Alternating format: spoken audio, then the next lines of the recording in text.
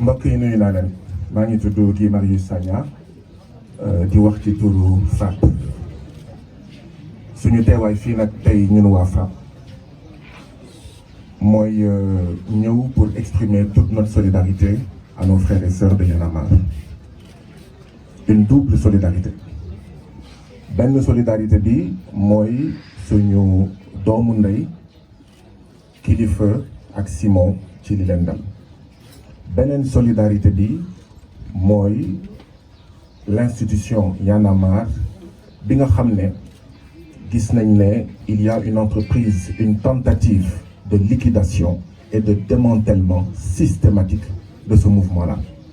ñaar yooyu moo ñu fi indi. et yonent bi da doon wax ne sa mbokk bu tooñee na nga taxaw waaye bu tooñulee itam buñ ko tooñee na nga taxaw ñun dañoo ñëw dox tànku mbokk ndaxte waa Y'en a marre suñuy mbokk lañu suñuy doomu ndey lañu. man mu am si benn aspect particulier ndaxte 2021 bii li ma toog ak ku mel ni Kilifeu li ma wax ak ku mel ni Kilifeu li ma sekk ak ku mel ni Kilifeu sax sekku ko ak waa Y'en a marre man sax sekkuma ko ak waa FRAPP dem nañ fu nekk ci Sénégal ci 2021 bi xam naa sax ndeysaan dégg naa Macky Sall mu ngi naan lu ngeen di def Guy Marius Sagna parce que ci vidéo bi dégg nañ benn jigéen muy wax Guy Marius Sagna pour wan leen ne Kilifeu ak Simon ak Y'en a marre fu ñu toll ci ñun ñëpp nag seetaan nañ vidéo yi Sénégalais yëpp seetaan nañ vidéo yi dafa am loo xam ne mënuñu ko weesu pour l'instant tant que justice deful liggéeyam li nga xam ne mënuñu ko weesu mooy lenn rek comme ni ko Y'en a marre waxee ñu ngi naxarlu di mettitlu posture bi nga xam ne gis nañ ko ci vidéo bi te mu jógee ci suñu mbokk suñu doomu ndey bi nga xam ne fu ngeen natt suñu coofeel ci moom weesu na ko muy Kilifeu maanaam moralement am na posture ak kàddu yoo xam ne mun nañ ko duut baaraam mun nañ ne yéen waa Y'en a marre yéen waa FRAPP yéen waa nangam lii ngeen di xeex posture bi est-ce que dëppoo na ak li ngeen di xeex sur le plan moral ñu koy naxarlu di ko regretter waaye bu weesoo loolu dañuy bàyyi justice def liggéeyam lii mooy premier aspect bi. deuxième aspect bi nag mooy dafa am ay éléments yoo xam ne dafa wane un complot manifeste duma ci sori vidéo bi nu mu génnee fekk waa ji mu ngi kaso kan moo ko génnee gendarmerie wala administration pénitentiaire wala avocat bi ki sekk Thierry Mamadou Diallo le timing waa Y'en a marre wax nañ ci lan moo tax ñu xaar 45 jours en réalité dafa am beneen affaire mooy li waa ji doon wax quand vous êtes embêté par une affaire vous créez une autre affaire, une affaire dans l'affaire et une autre affaire dans l'affaire de l'affaire. En réalité c'est à ça que sert ce dossier-là, créer une affaire dans l'affaire du trafic de visa et de passeport bi nga xam ne moo éclaté ci Assemblée nationale, créer une affaire dans l'affaire de la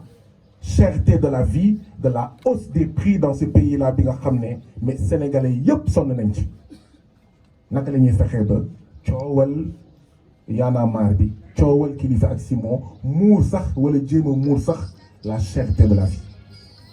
lii mooy wax ci mais autosaisine sélective procureur waroon na njëkk ne mais diffusion de données personnelles de manière illégale bu fekkee autosaisine rek mais foofu nga war a njëkk a autosaisiner sa bopp. nee nañ waaw c'est que problème bi dafa am un caractère de trouble à l'ordre public mais nervis yi nga xam ne pendant des mois ils ont agressé des Sénégalais lan moo ëpp doole loolu en termes de trouble à l'ordre public fu ñu dem ñu ñuy dóor fu ñuy dem ñu ñuy bastonner. Le procureur n'a pas estimé que les nervis de Nianing, les nervis du Fouta, les nervis de xawma fan ak fan c'était pas un trouble à l'ordre public qui était suffisamment grave et dangereux en termes que ay Sénégalais dóor ay Sénégalais yeneen Sénégalais jël jaasi pour fayu. Procureur autosaisirul jusqu'à présent les nervis sont là ñu ngi daw libres comme l'air, leurs photos ont été diffusées partout. Ñu ne léegi dossier bi moo constitué un trouble à l'ordre public tel que il faut que ñu def lii. Autre élément constitutif du complot.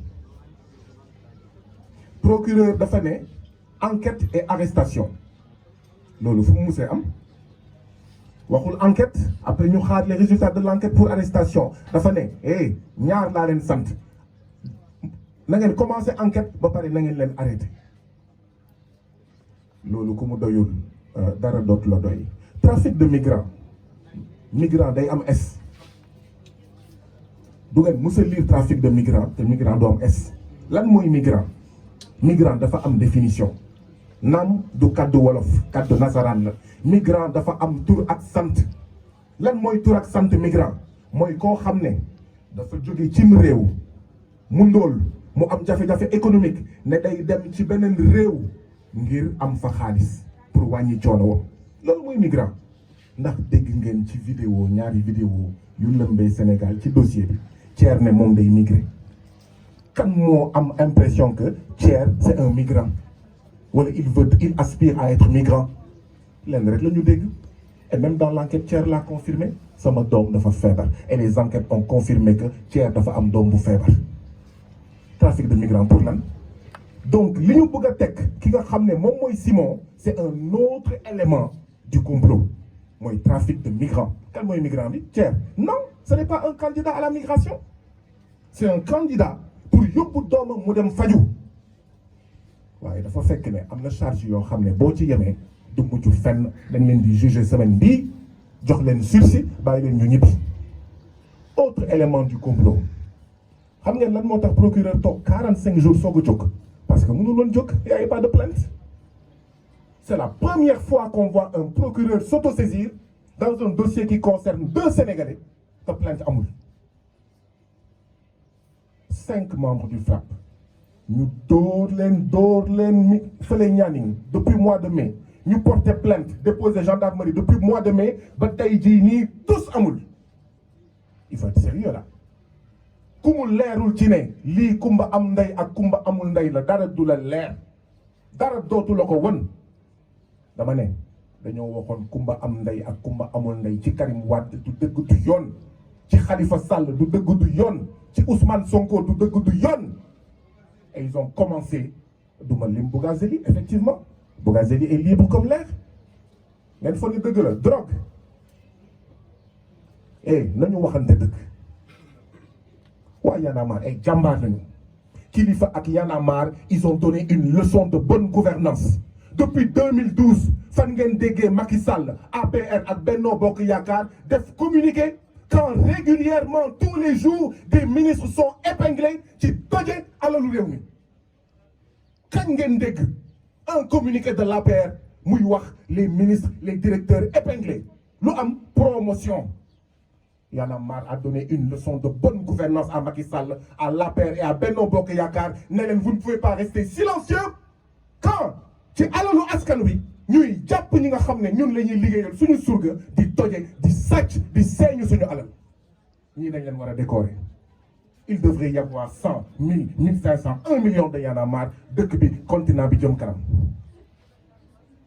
Kilifeu a donné une leçon de bonne gouvernance à tous les militants de l'APR et de Benno Bokk Yaakaar kan la ñu cité 94 milliards Mbaye Prodac Niang xawma Ciré Le Postier Thérèse Faye ak ñoom seen la liste elle est longue Cheikh Omar Niabe Anne kan ngeen gis dans cette très longue liste kenn ku démissionné ne je veux mettre à l'aise le gouvernement et mon parti. Kilifeu a suspendu l'équivalent d'une démission gars yi loolu dañ ko war a siwal dañ ko war a jàngale dans des facultés de sciences politiques. Politiciens de l'APR, prenez-en de la graine. Politiciens de Benno Bokk Yaakaar, prenez-en de la graine. Politiciens de l'opposition, prenez-en de la graine. lii mooy wax ci lii moo ñu fi indi. Il y a 2 parts la responsabilité individuelle. Et moralement, oui, dootuma ci dellu si mais il y a une grande part de complot boobu nag duñ ko nangu tey duñ ko nangu ëllëg man je suis chrétien et après bu ma sawee ci mbedd bi quelle est la presse qui ose dire que l'église est dans la mare? Quelle est la presse man bu ñu ma bettee may saw ci digg mbedd bi qui ose dire l'église dans la mare? Et une partie de la presse, pas toute la presse, parce qu'elle a reçu des enveloppes en espèces sonnantes et trébuchantes, ose dire il y en a marre dans la mare. Mais c'est n'importe quoi. C'est de la manipulation. C'est de l'amalgame avec un objectif bien déterminé, liquider et démanteler un mouvement. Du fi amee tey du fi amee ëllëg. dama bëgg Macky Sall xam ne jotewul ak Y en a marre ñun ñëpp la jotee te di nga xam ne lépp dëgg la. dama ne préfet bu Ndakaaru wax na waa Y en a marre ne leen yéen waa Y en a marre ak yéen waa diw ak diw ak diw bi ngeen duggee ci dossier Ousmane Sonko bi la ñu xam ne ñàkk nañ. bu ngeen ko bàyyi woon ak ñur rek ndulli nañ ko yàgg na. Nous avons un président de la République, Macky Sall, à l'esprit revanchard. Et c'est cette revanche qui est en train de continuer. waaye wallaay ñun ñooy am ndam jërë ngeen jëf.